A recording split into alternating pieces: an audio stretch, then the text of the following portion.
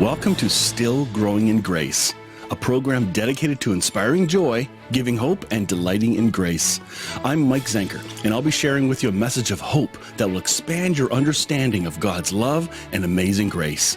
God already deeply loves you, totally accepts you, and really, really likes you.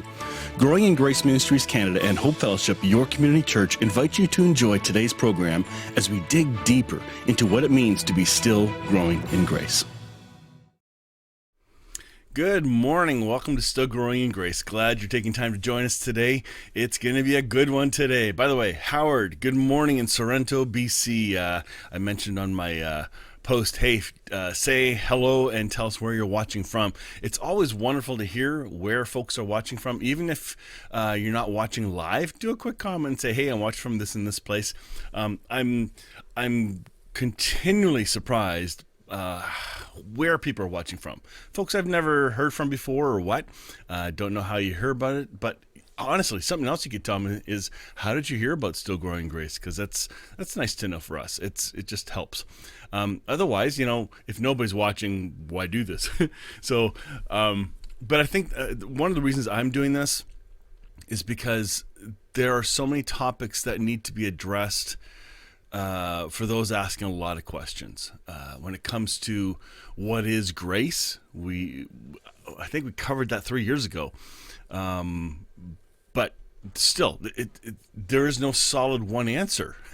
Some people think there is, but I think there's much still to learn and grow in. And even some of the topics that we cover, there's more to learn about each one of those topics.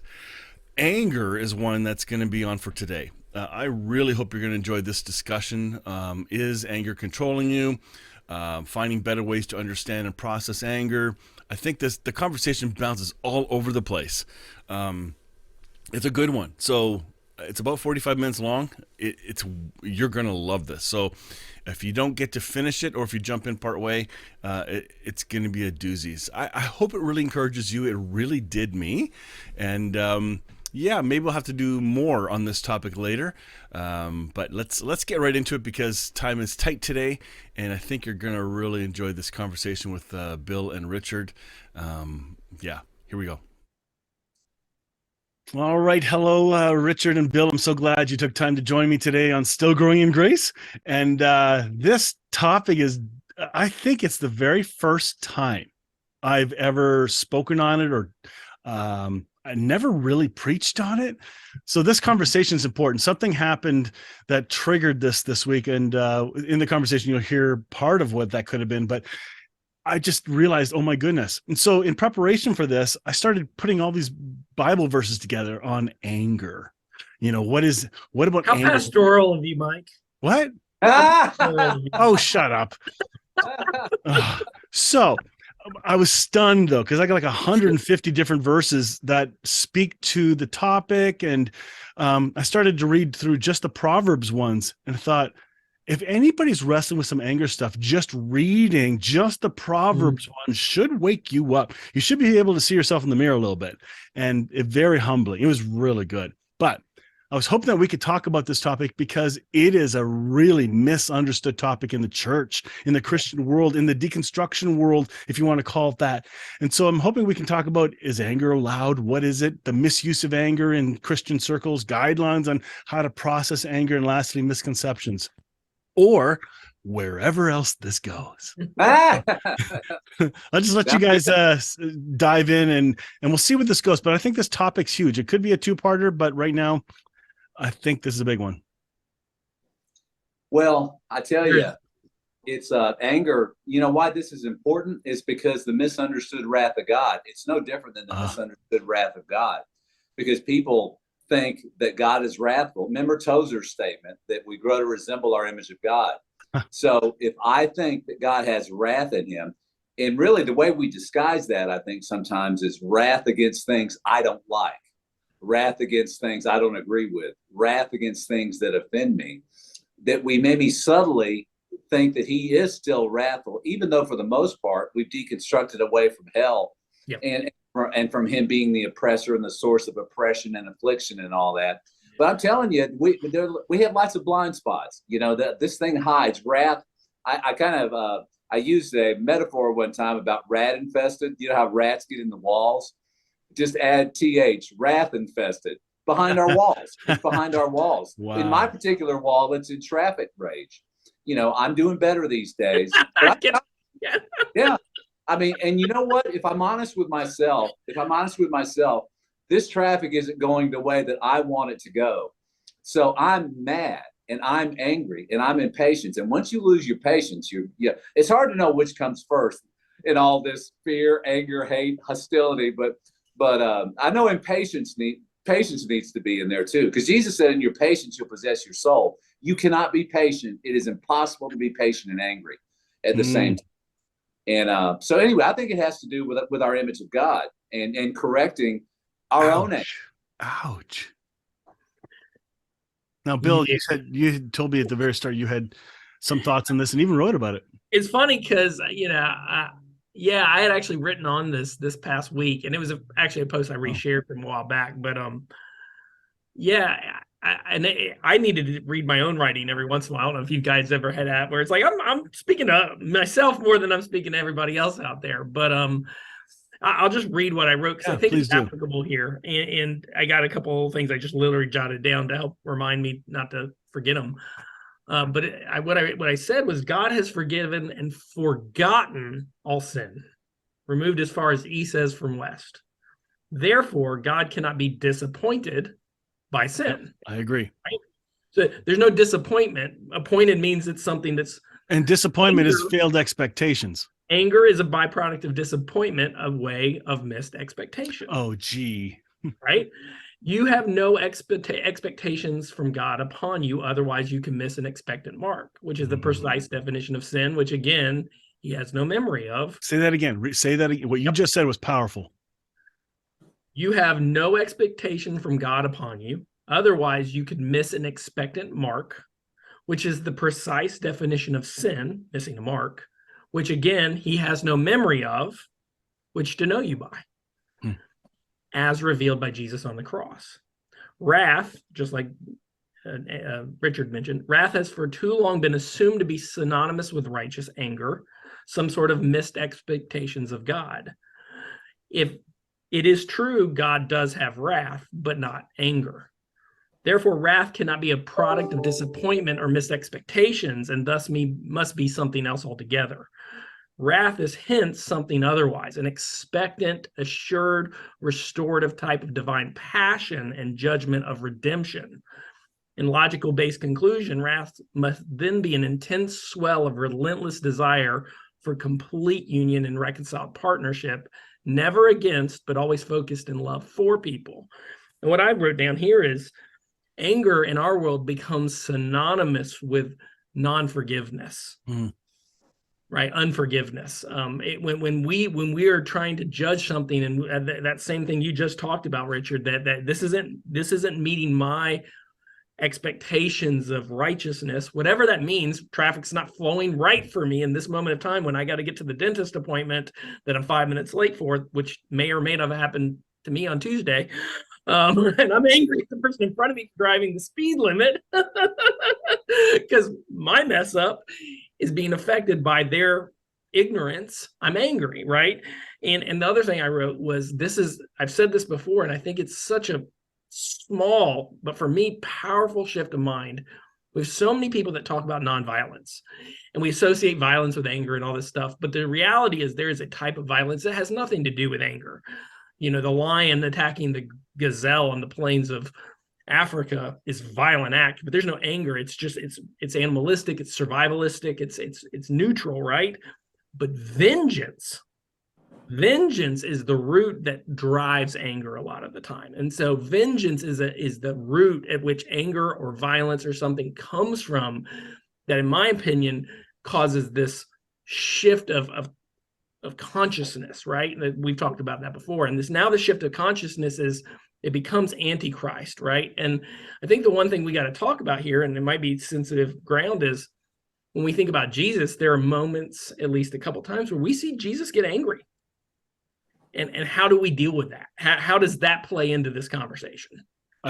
Well, and I hate, we need to attach there's a concept. I remember somebody was saying when you see bundles of words together, you need to start associating them, whether it's for good or whether it's for toxic, reasons. And I think a bunch of toxic words that come together. And I posted something that Yoda said the other day, that the dark side, it starts off with fear, and then fear leads to anger, and then anger leads to hate, and hate leads to suffering. And hate belongs in here too, because it's just like the lion doesn't hate the gazelle and the animalistic. It's just hungry. All right. But we use our wrath. We know it's not righteous wrath when hate is attached to it. So, and I'm talking about hate against flesh and blood. I'm talking about hate made, against those who are made in the image of God. And let's be real honest about it. This was a charismatic term. I know y'all probably heard this from years ago, control spirits. We need to break the control spirits, or you're in control. Well, it's absolutely right.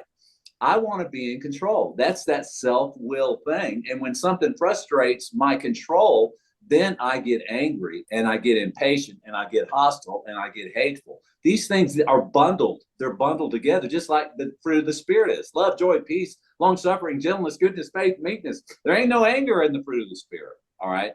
And even if we talk about Jesus being angry, he was angry. The way that I see it, and y'all may see it differently, but I mean, the way that I see it is, I'll be angry if you do see it differently, though. No, is that he was only angry really against groupthink.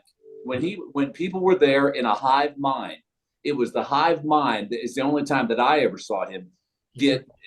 And plus, we didn't actually see him. I mean, we didn't see him. I mean, he was turning over the tables, but we don't really know what his demeanor was. But even then, that was a hive mind of merchants and people profaning. So the kids could come in and worship. That's what happened after he kicked everyone else. The kids came in and worshiped. And the Pharisees and the Sadducees, he wasn't throwing anyone under the bus. No. He was speaking on a group level.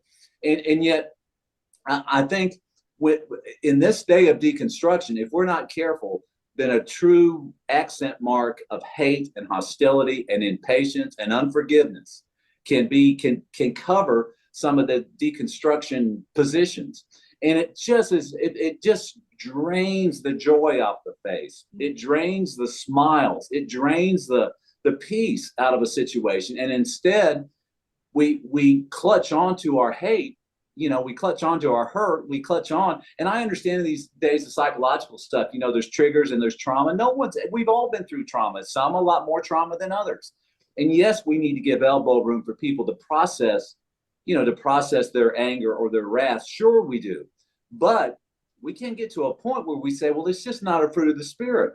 And I've often wondered about when the Lord says, my anger is but for a moment, but forgiveness is for generations, for generations. Not that I actually believe he gets angry necessarily, but he was just trying to put it in perspective. That my forgiveness is all over the place, and my anger, whatever you think my anger is, man, it's over with in the snap of a finger, And that's the opposite of many folks today who proclaim they know the love of the Lord. Yeah. Like anger is their signature now. It's like, wait a minute. Like, I know we talked about Jesus flipping over tables and all that and using a couple of the examples, but of all the examples of how Christ walked, lived, loved people, reached out to the hurting, to use the three maybe spots where Jesus could have gotten angry as your permission slip, you've missed the point. It's not looking for legitimacy, because the kind of anger that we're looking for legitimacy for isn't found in these stories, because there is no legitimacy for the anger we want. I don't think. There's some injustice that I get angry about, and that's another category. But when it comes to being ticked off at people and carrying unforgiveness, carrying hate towards somebody because you can't stand them or a group of people, my question is always the demeanor. What's the demeanor of the people you want to connect with? Again, we all know Paul Young, and Paul is right now in this stage of life, he models a big hug. That's kind of what his demeanor is. Was he always like that? Does he have the capacity to become really ticked and, blow a finger off at the person cutting him off in traffic? Of course he is. But I think he's gone through so much hell and healing that he's matured so much that it's not anger is not the signature of his life. Yeah. Love is. And that might require some contemplation from all of us to look in the mirror. What is the vibe we give off? Ask our spouses. They'll tell us if we let them be honest. And that should be a huge wake-up call. Oh, yeah. Wow. Wow. That's powerful. I mean, that's powerful. I think you're so right. And listen, that anger is a natural part of the emotions. And if we're having to kind of look in the mirror, that's a good metaphor, right? We're looking in the mirror, and what's the mirror image we see back, right? And there's the whole Francois Dutoit. We're supposed to be reflecting the image of Christ back to us. But the reality is, somewhere deep inside of us, wrath, anger, like I mentioned earlier, is a totally natural, normal part of how we're made in God's image. So the anger toward an injustice, toward a hive-minded groupthink for a moment to emotionally charge us to repentance, right? And I use that word in the reframe sense, to change our mind, to change our thinking towards something better or gooder, yep. Using good English, right? That's okay. There's healthiness in that. I know my wife and I have been married 23 years. Mike, you've been married a long time. I've had some moments where my wife and I have been angry at each other, but we're fighting for the relationship. We're not fighting against it. And sometimes that takes a minute for us to even both reframe. So I don't want to say that anger isn't a part of this process, but it's a very small part of a process. Yes, it's an emotion that in and of itself is not a sin, correct? Not necessarily, no. So let me share one thing with you on the screen, because this is the emotions wheel that my therapist helped me understand. And I'm going to see if it'll allow me. Is this zooming in for you guys? Yep. Yeah. Okay, good. So if you look at this anger part over here, anger is one. That's the simplistic. If you say you're just angry all the time, then you need to learn that there are other ways to express anger. There's disgust, envy, irritability, exasperated, rage. Then there's hate, hostile, agitated, frustrated, annoyed, aggravated, resentful, jealous. I can't read that upside down. Content. And revolted. So these are the emotions of our soul expressed in many different words other than just angry. Mm-hmm. And if we don't know that, we're going to mislabel what's really going on, because there's a whole lot of other emotions that are as important. So what you're saying is a word can have more than one meaning? They're deeper than what we've been told. Yeah. So, well, no. Go ahead. I'm done. No, I was just going to say, I was going to propose something. And I think this is important when we hit topics like this. There is a difference between micro and the macro. Mm-hmm. All right. When I say micro, every micro, we all get angry. We all struggle with anger, from time to time. I mean, that's not really the issue. For me, anyway, the issue is that on a macro level, we need to be able to say the anger of man does not accomplish the righteousness of God. I mean, that's obviously a passage in the New Testament. But we need to, in a general sense, because if somebody's angry, I'm not going to, we need to give them elbow room. We need to give them elbow room to process, decompress, whatever you want to call it. And, Jesus, when I say, especially the man born blind, he wasn't going to get into a specific cause about what caused this guy to go blind. He refused to go there. Instead, he said, let the glory of God be revealed. And I think, I think this is the same principle when people are sick and they want to know why am I not healed, or why does this not happen? On a micro level, we don't know that, because we have to know everything. We'd have to be omniscient, like God, to know all the pond ripples on that. So we don't approach it on a micro level. I'm not going to tell a particular person, or I don't feel like I should tell a particular person that their anger is bad or that it's wrong. But I think I need to pound on a general level. I think we all do, that anger is futility, and anger will not lead us into the kingdom of heaven.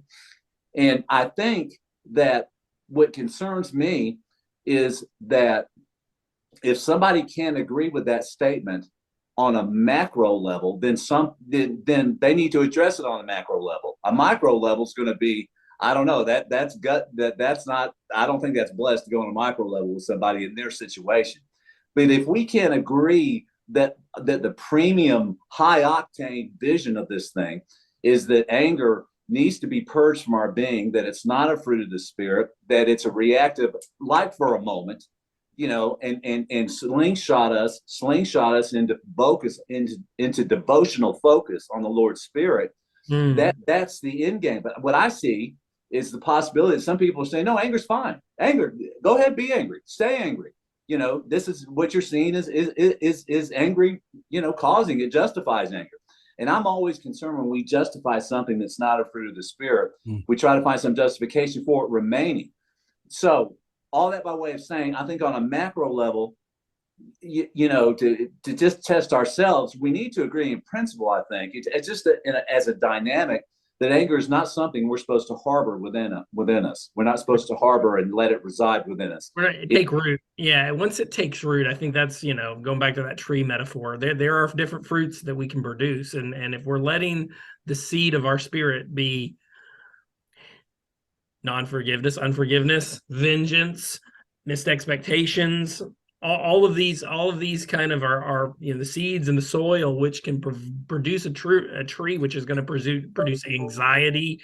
I mean, think of all these things. What's the opposite of joy? Well, I think anger is a good answer to that, right? What's the opposite of patience? Well, anxiety. Yeah. What's the opposite of gentleness? Well, harshness, brashness, right? What's the opposite of self-control? Well, losing our ability to be patient, or whatever.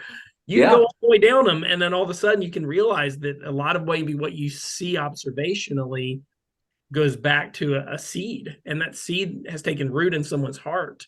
And I think that's the whole point. I said this, I think last time we talked, that's reminding, right? This returning to a different understanding, and getting the seed of Christ starts with love. So let's clarify, because I can hear some people thinking already, because I've heard some of your phrases. Somebody could mishear what you just said, both of you, that anger is wrong. And that's not the case, because anger is a natural emotion. But we're not called to live from anger. We're called to live from Christ, who bears the fruit in us. Like if I show you this chart again, take a look, notice something that's kind of big here.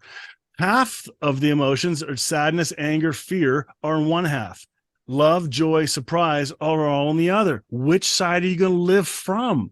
And we're going to experience all those emotions. They're fine to experience, but to live from, sure, they're natural, but the fruit of them, which one is going to be life-giving? Living from it. Yeah, it doesn't mean you won't have moments of anger. Yes. But to be of anger, right? And anger is, I really do think anger is a very trailing effect of often of a deeper, of a deeper state of being.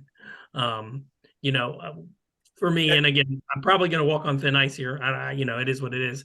But there are segments of our world that I would define as the tree of the knowledge of good and evil, and institutions built upon really leveraging this line between knowledges of good and evil. You can call it politics, you can call it religion, you can call it, again, any institutional structure that legalism is really a grip. Like that's right, that's wrong. And we define those things very differently in different segments of the world, but they kind of all harness that same self-righteousness, and someone living in a state of, wrongness. And then they're wrong, I'm right. They're wrong, I'm right.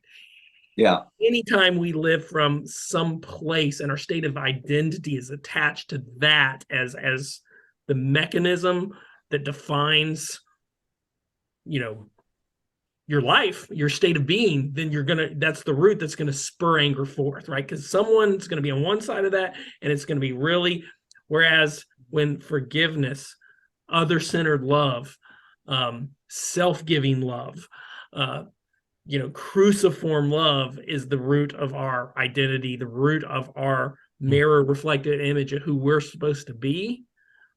Anger may happen in a moment, but again, it's almost a trigger point just to bring us back to this place of a root that's supposed to love, joy, peace, patience, kindness, goodness, yada, yada, yada.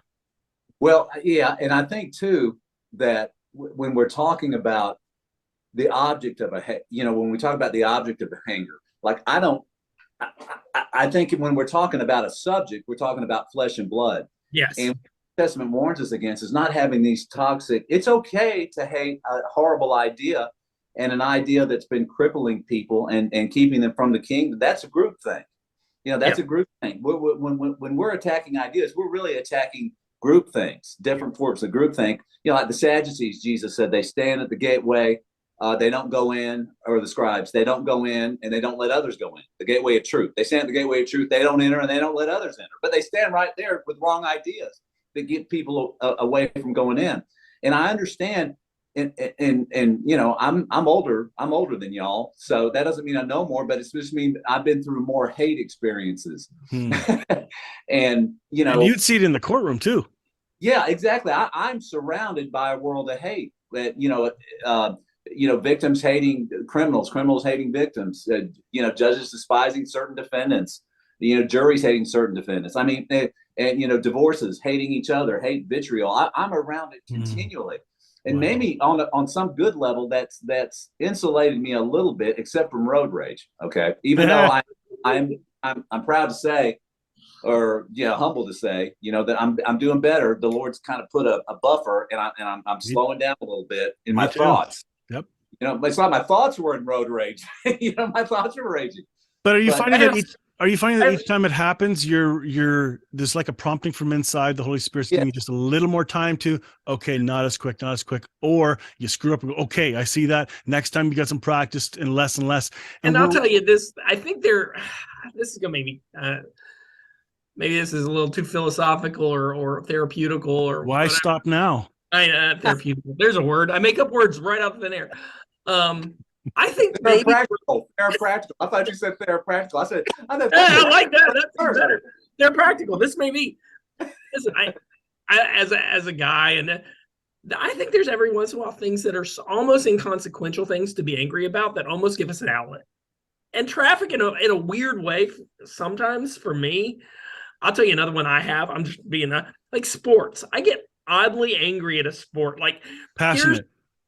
Yeah, but I'm mad. I'm like, how could he throw that pitch in that situation? I mean, it's completely nonsensical. Yeah. It also doesn't affect anybody of flesh and blood. Yeah. Right. I'm not taking that anger and pouring that wrath, pouring that moment. I'm outletting it to something that isn't that's to a certain degree inconsequential. And maybe, I don't know, I'm kind of spitballing. Maybe there's something cathartic and therapeutic about that for humans. But when we start channeling it toward people and their identities, even if their identities are flawed, right? And there's this groupthink where Jesus, absolutely, you're right, had anger toward, groupthink and mobthink that had injustice associated with it. But once we shift that, it's such a fine line. And at least for me, I've learned to err on the side of grace rather than anger, because I'm not Jesus. And that line is razor thin. And for me to step over it, it's way easier for me than it is probably for him to walk it right down the perfect line, between where it belongs and where it doesn't. So for me, when I'm dealing with people, I want to err on the side of grace, and then let the anger fall to the inconsequential areas that don't really affect individuals. And that I'm just spitballing there.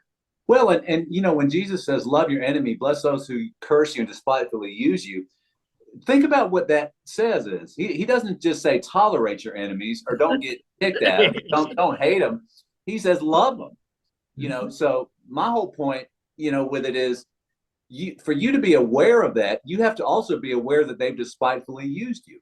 And the things that we get angry at, I would be angry at someone or struggle with anger towards someone who despitefully used me or cursed me or slapped me or did any of those things that Jesus mentioned. Yet he doesn't say it's, withhold your anger now. No, he said love them, bless them, pray for them, and to me, that's the ideal. I think what I see in some forms of deconstruction is we're not going to Jesus. We're not going to Jesus with our ideal. Even if we're not there now, even if I'm struggling now, I at least need on the macro level to say, I know this is not the Lord's will for me to have this anger in my breast, to have this hate in me, and to have this hurt in me. I know it. So I am committed. I am resolved to yield daily to the divine nature, to the renewing of my mind. I'm not going to accept this as normative for me.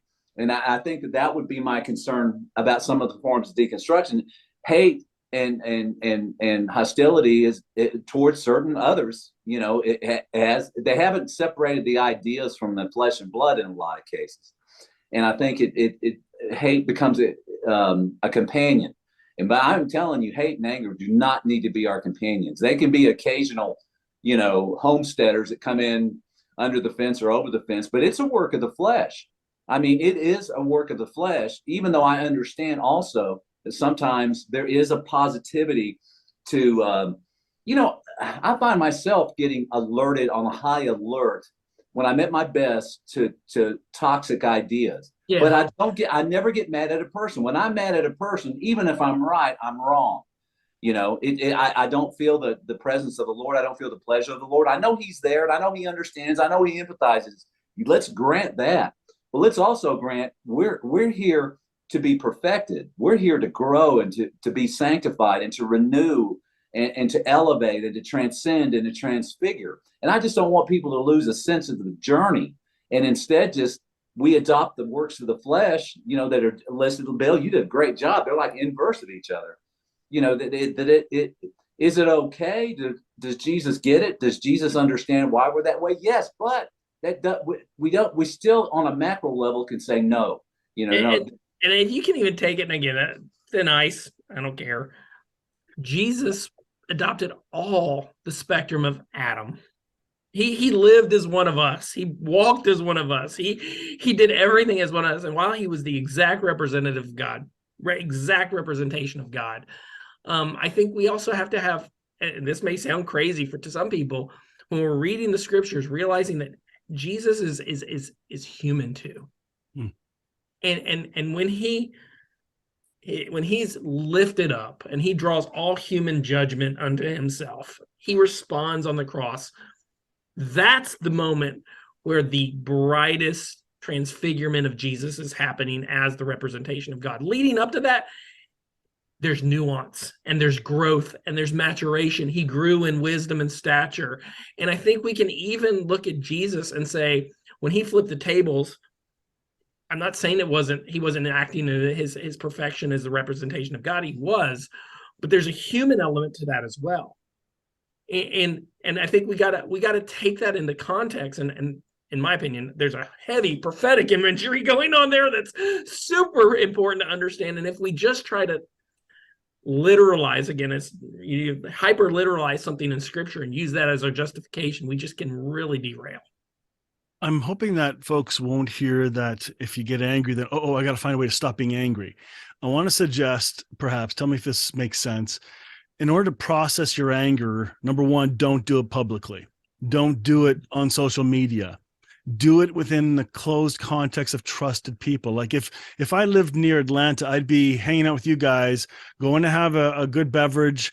And if I had a bad day, I would not process it all online. And I would likely sit with trusted people, say, here's what's happened to me, and vent, and suddenly it's out, and you guys can spill it back and help me process. The social media forum has changed a lot of that. And I think we've seen it in the last 12, 20 years or whatever that it's advanced. I think you're absolutely right. It's given people a platform. Yeah.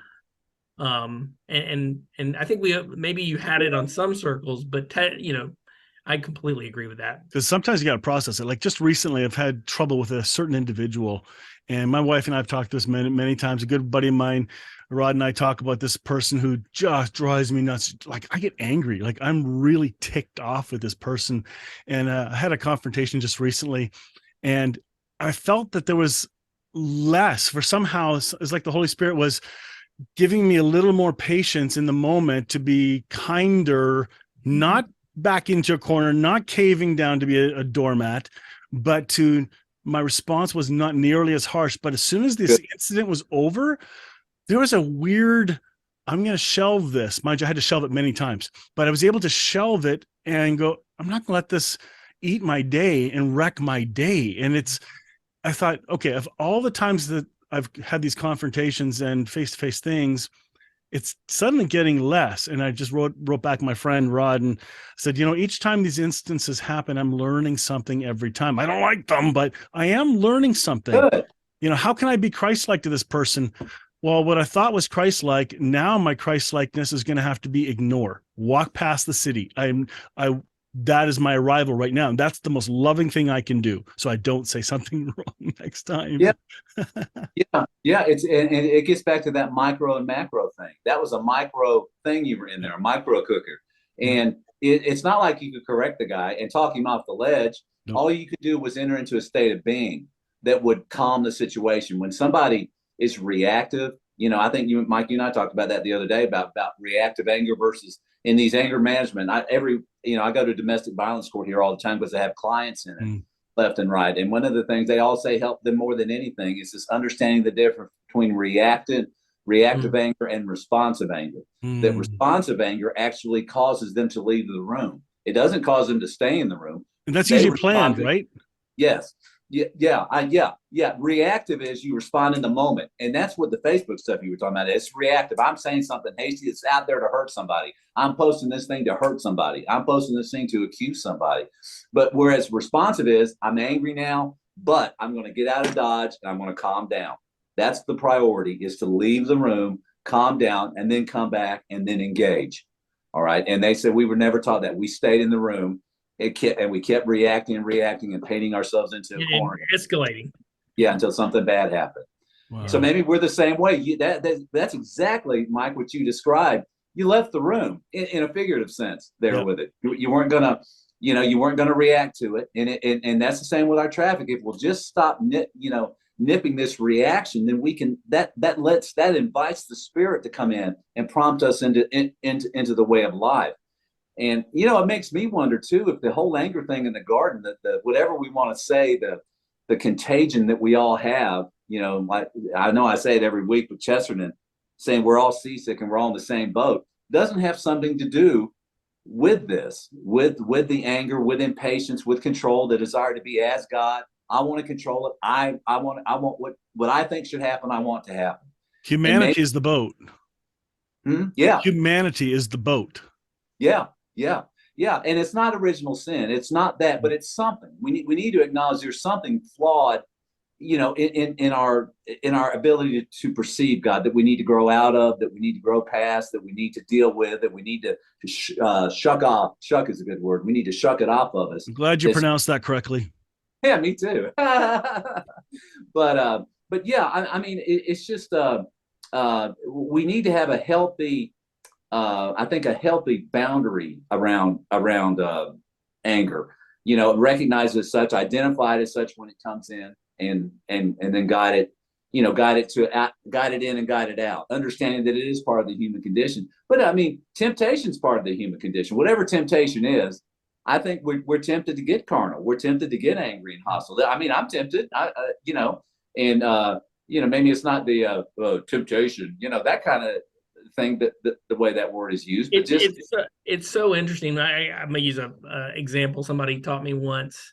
On your spectrum, on your wheel there, Mike, the very last one, and it's probably was disgust, revolting, yes, right? Revolt. And this Jesus thing is a really crazy way of how we as humans, what it does is, it's more than anything, I think the scriptures and the message of the good news is far less about trying to force us, and I think we've all had that conversation, into a new way of thinking, but to reveal how we currently are, and then draw us, woo us into a different way, right? Amen. Disgust is a really interesting component of that. There's an experiment you can try. Take a little tiny cup, spit into it. Now drink it.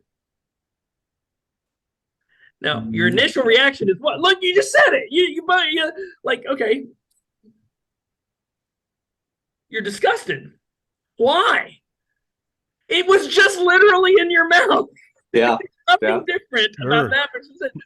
It's left your body, right? It's gone away from you. And now all of a sudden you have this element of disgust because it's no longer in union with you, right? And this is exactly the kind of metaphor that leads us to a place of anger, right? When it gets outside of this inner peace, when it gets outside of our inner sanctum, when it gets outside of that, disgust begins the ripple effect to a large degree, and us getting over disgust. And it's amazing how Jesus, if you go look at his story, how often that's what the level he was dealing with people, touching a leper, right? Women of disrepute. Mm. These are people that had instantaneous disgust to the culture of purity Yeah. that he. And so you have to expand the metaphor of Jesus into our current culture, right? And if I'm an evangelical, then my levels of disgust are pointed at certain things. If I'm living in more of a liberalism, my level of disgust toward different injustices are different. But at the same token, we're dealing with disgust, and we have to realize that those are always going to be there. Jesus even said that to some degree, like these are always going to be there. You have to deal with this first, and then how you engage with these will be transfigured, and you'll have more impact for how these injustices or these areas of disgust are handled in your world by responding, just like you said, to the spirit within, than by allowing the external factors of disgust to drive your emotions. But there's a dichotomy here. The more we try to force that change, I don't think, the more we become frustrated and the more we even become angry. And that therein lies a lot of the deconstruction people I've seen. The key, maybe the wrong, I think the key to this is realizing that you're kind of incapable of changing your anger. The only thing you can do is start meditating and focusing on Jesus. That's my opinion. And the person of Jesus and learning his personality. I don't have a better word for it, his personality. And these things begin to shed almost effortlessly, at least in my experience. But and can I throw something real quick? the second we try to kind of force it, though, the second we kind of jerk ourselves back into these places of disgust. So go ahead. So if you are balking at this idea of meditating on these good things that we're told to meditate on, why are you so upset about that when you've been meditating on anger all the other times? The only reason you're angry is because that is what you are meditating on. You are churning, processing all these emotions. It's like going to see a scary movie and you're like, there are startling scenes. Are you ever in any real danger? No, your emotions think you are, but clearly you are not in danger. But your emotions don't know the difference. So something's going on that's not been dealt with. If you have this resolve anger, in fact, somebody listening to this might be really triggered and angry because of what we're talking about. Well, guess what? That means it's poking something that shouldn't hurt. That's the problem. And sometimes it's a situation that's happened, a hurt from the past, or even grief at the core of what's going on. Maybe a grief of a loss, of a friendship loss, who knows? There's something more going on. And the more we can realize, hey, if I begin to meditate on the goodness of God, the fruit of the Spirit, I know it sounds kind of flaky, corny, but it's true. Yes. Yeah. And the love chapter, this is worth mentioning. And all the things that love does, Paul's opus on love in 1 Corinthians 13, he goes, love believes all things, hopes all things, endures all things. Love never fails. Love rejoices not in iniquity, but rejoices with good. Yeah. So that's the closest it gets to any sort of anger, not rejoicing. So we don't look like a happy idiot smiling when something horrible is happening around us. We're not rejoicing, when this injustice or whatever it is going on, we're not rejoicing with it. We're not blind to it. We're empathetic with it. But in terms of personal anger, I just think that, one of our daily goals needs to be to disassociate ourselves from our own anger, process it, acknowledge it, and then pray for the Spirit, pray for the fruits of the Spirit, try to yield to the fruits of the Spirit, to then convert it, to purge it of any flesh and blood, of any carnality. And whatever's left, I think, will be rejoicing not. I think it'd be left in a state of non-rejoicing at whatever caused it to begin with. Or you may just laugh at it. I laugh at myself for getting mad at traffic. Some days now I do too. Yeah, I do too. But I mean, I feel so, just so embarrassed by it, just personally by what the kind of man I want to be, Rabbit trail as we wrap up. Richard, you have gone through a big physical transformation over the last 2 years. You've lost how many pounds, roughly? 70. 70. That's a lot of freaking pounds. Okay. Sorry. It just is. You flattened a whole new curve.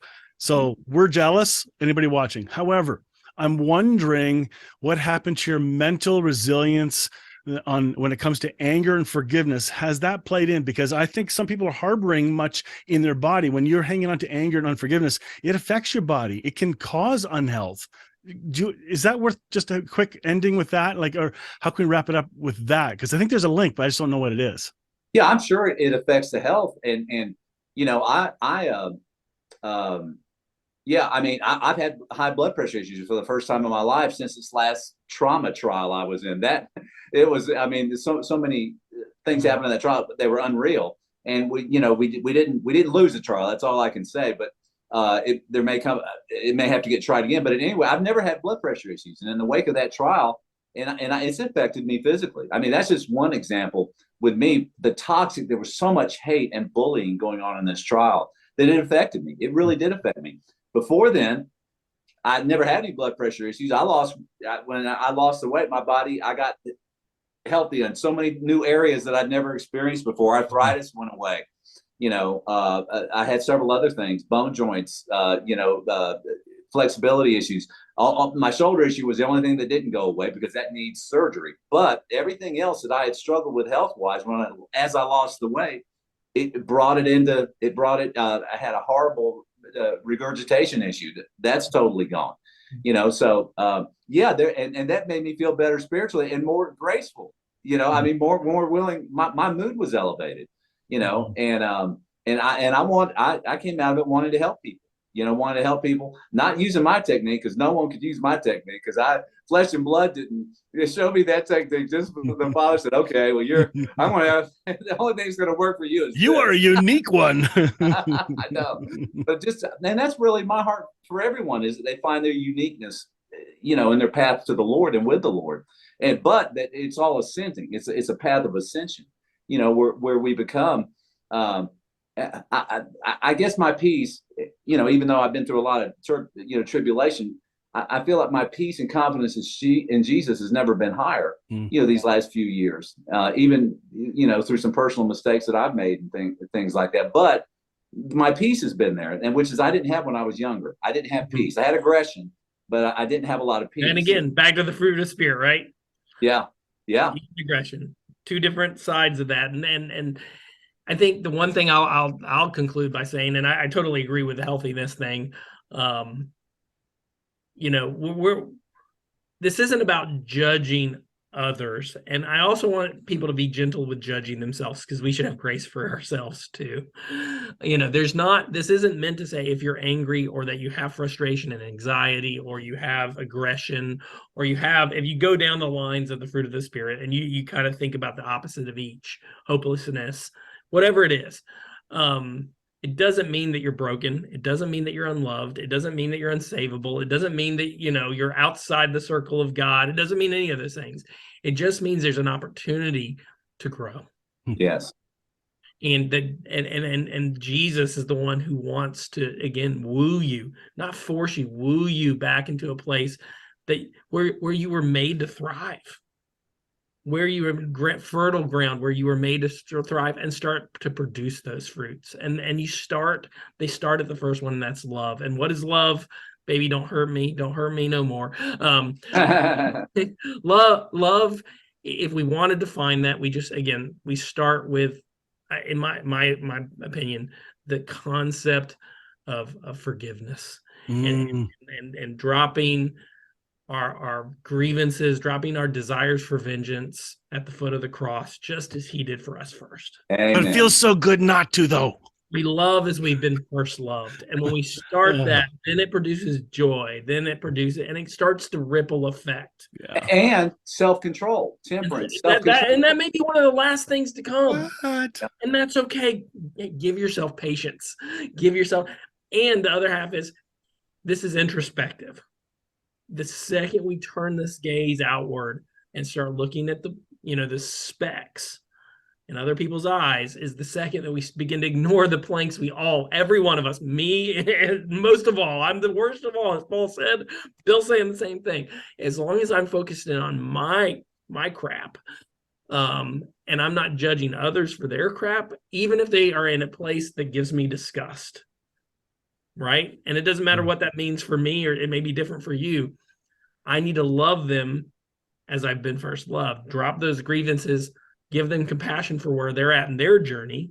That doesn't mean I have to endorse everything they're doing either. I think that's the other kind of key is there's a huge difference between love and endorsement. Like endorsing unhealthiness, someone that's excessively, in a place of unhealthiness.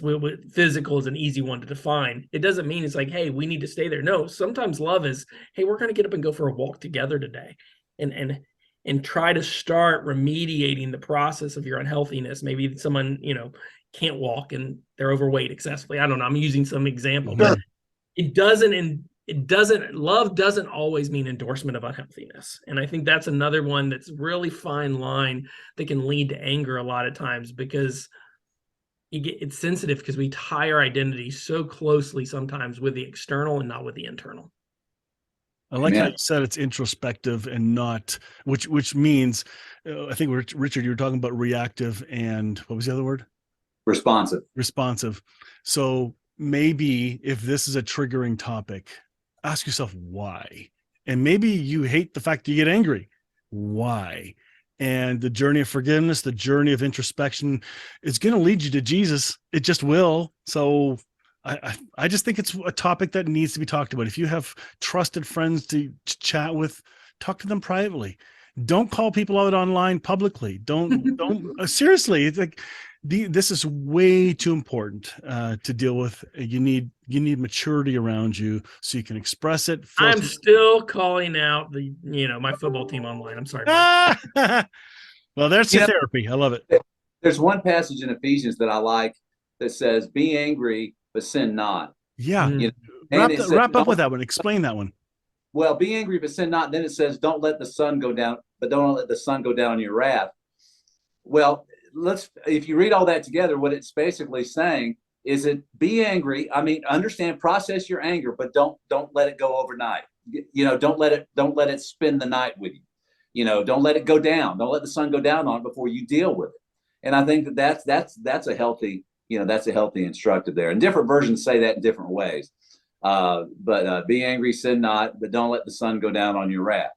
In other words, you're going to deal with it. You're going to have to deal with it, but just don't let it linger.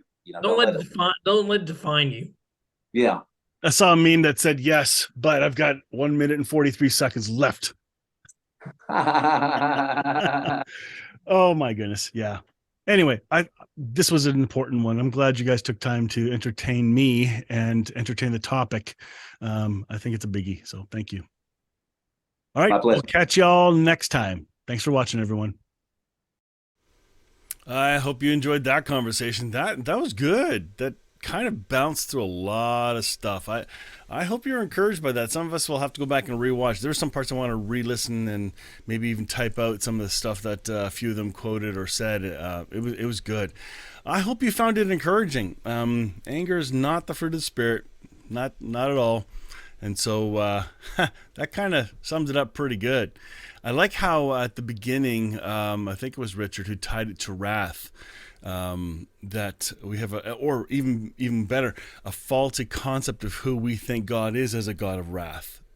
That is huge, because we live our lives based on our concept of who we think God is, which means we live our lives based on a concept of who we think we are and how God sees us.